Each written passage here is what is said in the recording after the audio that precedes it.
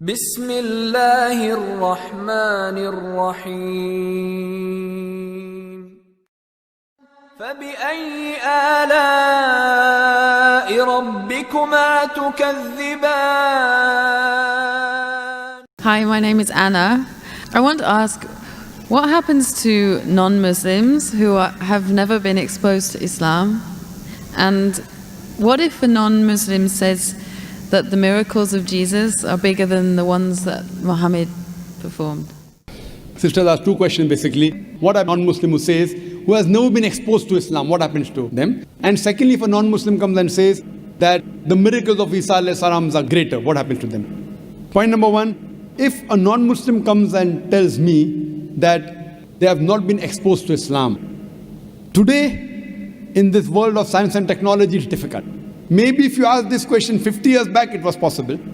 Today, in this age of science and technology, especially the media bombarding misconceptions about Islam, you're exposed to Islam, maybe the wrong Islam, maybe pseudo-Islam, that Muslims are terrorists, Muslims are fundamentalists, Islam is a religion of killing, it degrades the woman, it subjugates the woman. They may be exposed to Islam, but wrong Islam.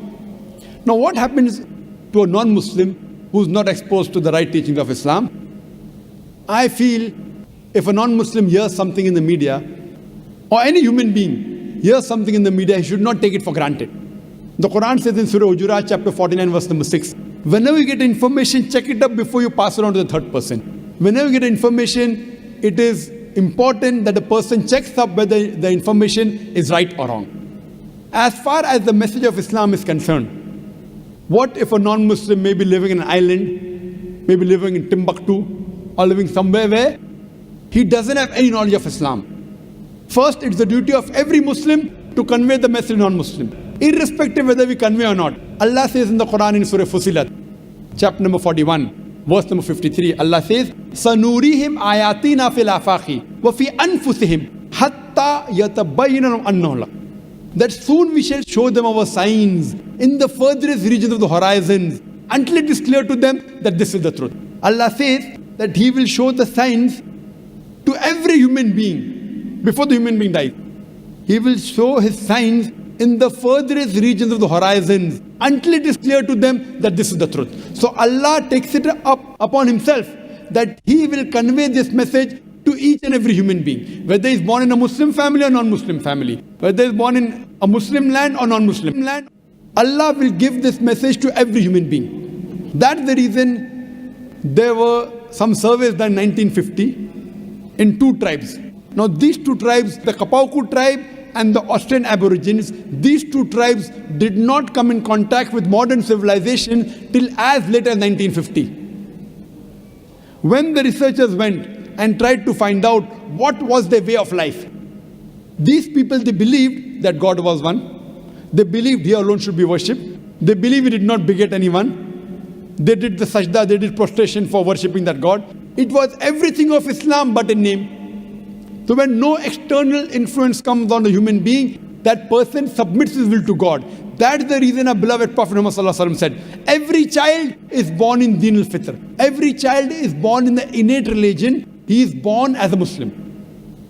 Our beloved Prophet Muhammad said, every child is born as a Muslim. Muslim means a person who submits his will to God. Later on, that person may be influenced by his parents, by his teachers, by his elders. He may start doing fire worship. He may start doing idol worship. And then may deviate on the wrong track. That's the reason when a non-Muslim accepts Islam, the more appropriate word is revert.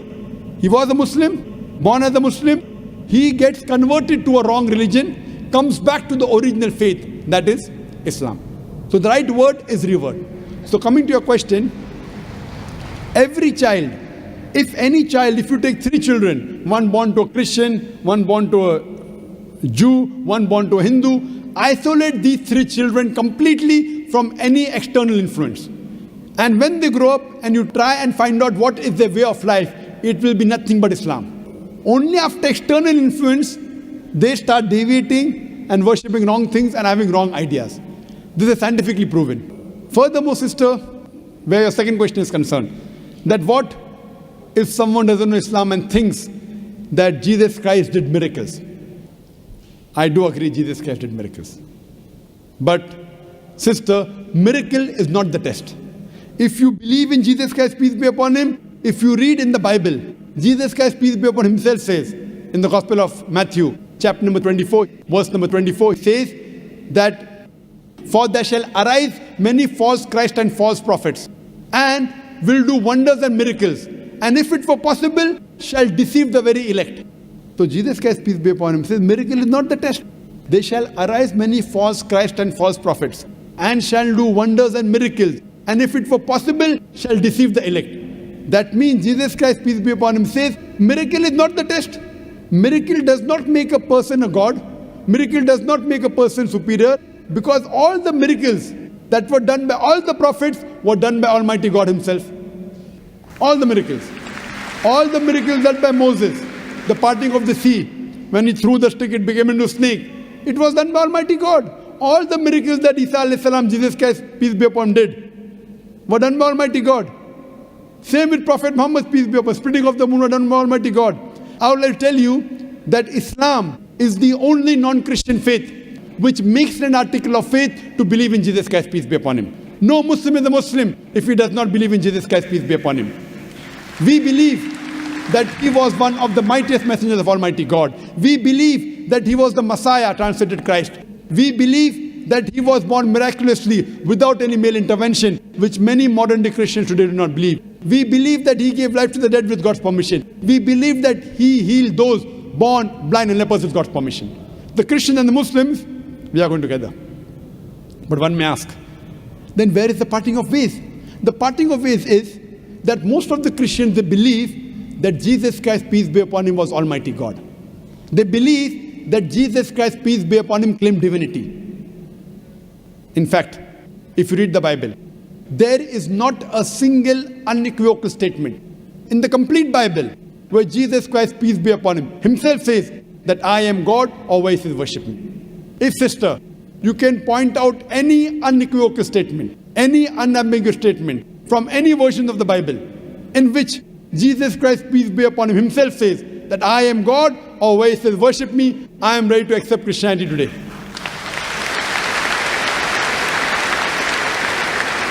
In fact, if you read the Bible, Jesus Christ, peace be upon him, said, it's mentioned in the Gospel of John, chapter number 14, verse number 28, Jesus Christ, peace be upon him, said, my Father is greater than I.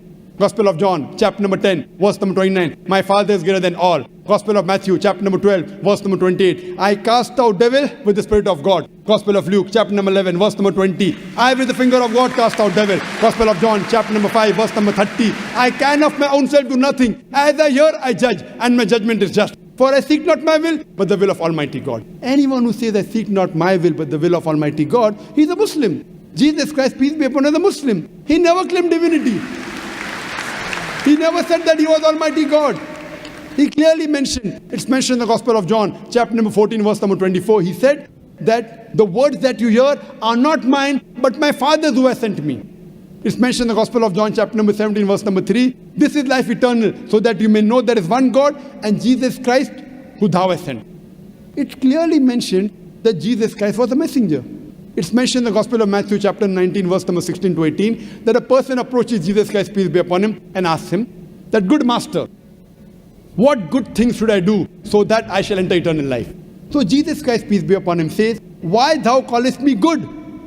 Leave aside God, G-O-D. Why thou callest me good, G-O-D? For there is only one good, and that is the Father in heaven. And if thou want to enter eternal life, you keep the commandments. Jesus Christ didn't say that if you want to enter eternal life, if you want to go to paradise, believe I'm God. He didn't say that you believe that I died on the cross for your sins. What he said, if you want to enter eternal life, if you want to enter paradise, you keep the commandments. And it's clearly mentioned in the book of Acts, chapter number 2, verse number 22, that ye men of Israel, listen to this. Jesus of Nazareth, a man approved of God amongst you by wonders and miracles which God did by him, and you are witness to it. What does it say? Jesus of Nazareth, a man approved of God amongst you by wonders and miracles and signs which God did by him, and you are witness to it. Regarding a question of miracles, what does the Bible say? Book of Acts, chapter number 2, verse number 22. a man approved of God amongst you by wonders and miracles and signs which God did by him and you witnessed to it. So all the credit goes to Almighty God. And Jesus Christ was a man. All the miracles were done through Almighty God. So all the miracles, all the messengers did were done by Almighty God.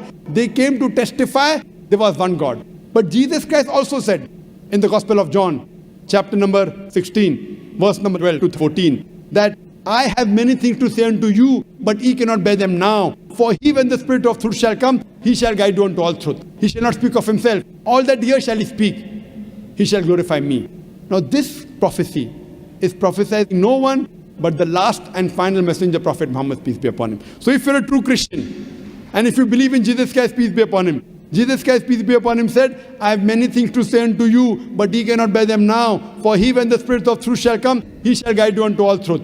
He shall not speak of himself. All that here shall he speak. He shall glorify me. This prophecy is prophesizing no one but the last and final messenger, Prophet Muhammad, peace be upon him. So if you're a true Christian, you should believe in the last and final messenger, Prophet Muhammad, peace be upon him. Hope that answers the question, sister. I just want to tell Dr. Zakir, I am a revert, and I was just asking questions on behalf of my non-Muslim family and friends, and I just wanted to say, Subhanallah and La ilaha illallah.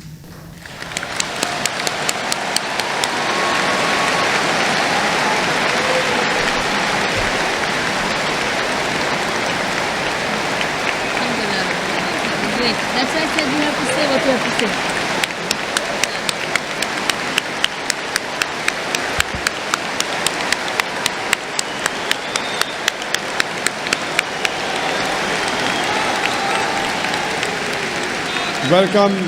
Welcome to religion of peace, sister.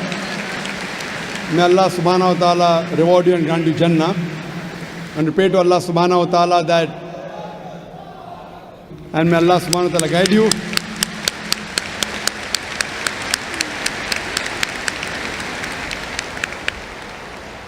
And if you have any questions, sister, regarding to help your other family members come back to the right faith, to revert, you're most welcome to ask any questions, sister. And if you have any clarification, you're most welcome. There are many Dawah centers here in Dubai. There are many sisters organizations. You can contact them, inshallah, if you have any queries. And now if you have any questions regarding to convince your other family members, you're most welcome to ask, sister.